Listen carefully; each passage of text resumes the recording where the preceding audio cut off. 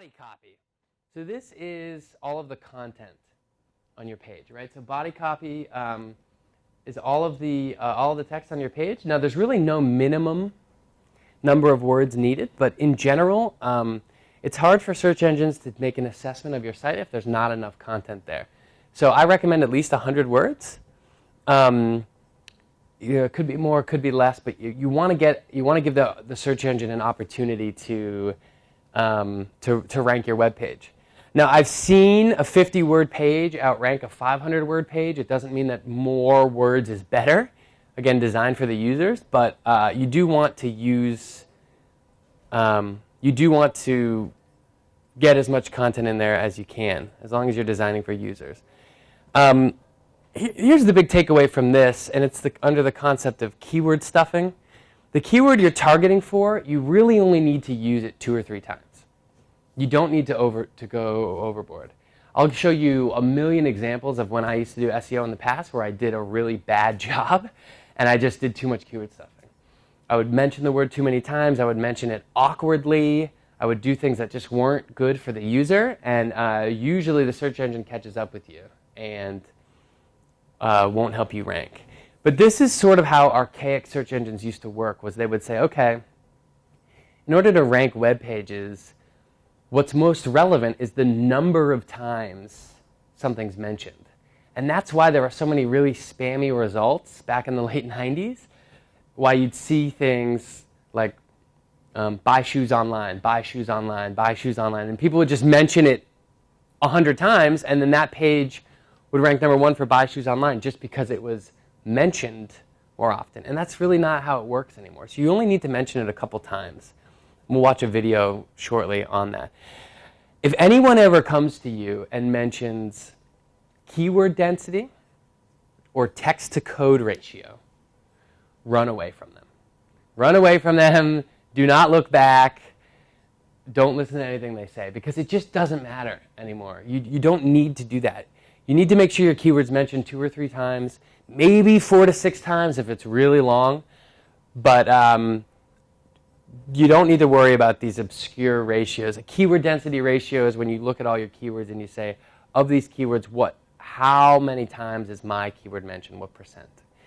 Text-to-code ratio is another ratio which looks at all the source code of your site and says, of all the code, what percentage is text and what is code? Don't worry about these things. It's really not that big a deal. So this is another cuts video on keyword density. Oh boy. Okay, keyword density. Let's talk about it a little bit. A lot of people think there's some one recipe and you can just follow that like, baking cookies, and if you follow it to the letter, you'll rank number 1. And that's just not the way it works. So if you think that you can just say, okay, I'm going to have 14.5% keyword density or 7% or 77%, and that will mean I'll rank number 1, that's really not the case. That's not the way that search engine rankings work.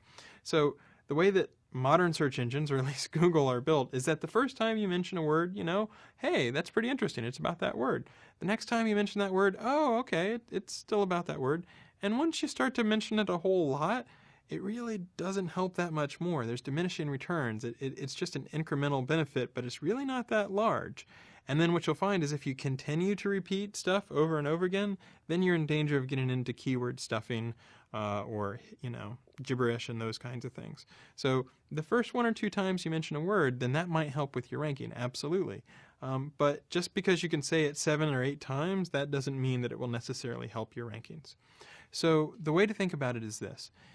Think about the keywords that you'd like to have in your copy. Make sure your copy is long enough that you can work those keywords into your copy in a natural way and not an artificial way. And my recommendation is to either read it aloud or read it to someone else or have someone else read it and sort of say, do you spot anything that's artificial or stilted or it doesn't quite read right? And if you can read through the copy and have it read naturally where a person isn't going to be annoyed by it, then you're doing relatively well.